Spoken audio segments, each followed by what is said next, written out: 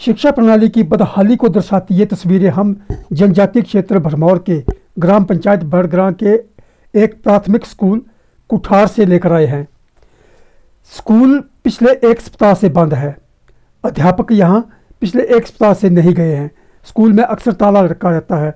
तो आज काफ़ी देर तक दोपहर 12 बजे तक जब बच्चों को पढ़ाने के लिए अध्यापक नहीं पहुँचे तो अभिभावक स्कूल में जा पहुँचे।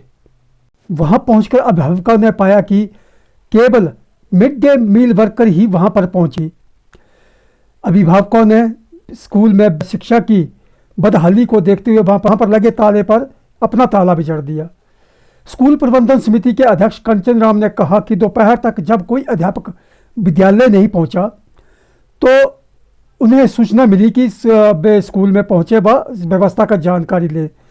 तो इस दौरान वे स्कूल पहुँचे और वहाँ पर देखा कि बच्चे स्कूल में बैठे हुए थे और स्कूल के कमरों में ताले लगे हुए थे।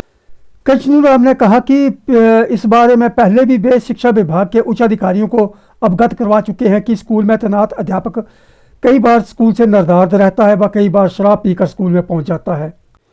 इस बारे में खंड शिक्षा अधिकारी से लेकर उप शिक्षा निदेशक तक जानकारी दी गई थी, लेकिन आज दिन तक कोई कार्यवाही नहीं हुई। अभिभावकों का मानना है कि जब सरकार व प्रशासन द्वारा ऐसे लापरवाह अध्यापकों के विरुद्ध कोई कार्यवाही नहीं होती तो उनका मनोबल और बढ़ जाता है और वे अभिभावकों को धमकी तक देने से गुरेज नहीं करते। अक्सर वे ऐसा कहते हैं कि जो करना हो कर लीजिए।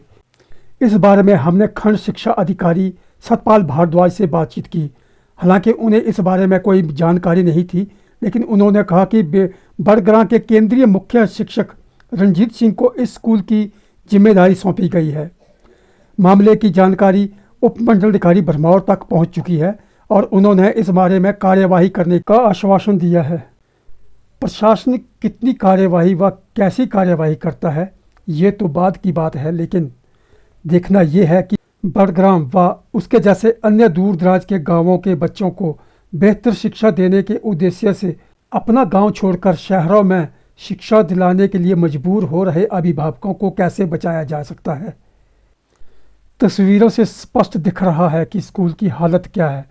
जर्जर हालत में देखिए बरामदा है, फर्श टूटा हुआ है, दीवारों की हाल देखें, दरवाज़ों का हाल देखें, पेंट का हाल देखें तो लगता नहीं कि स्कूल के विकास पर कोई राशि खर्च की जाती हो।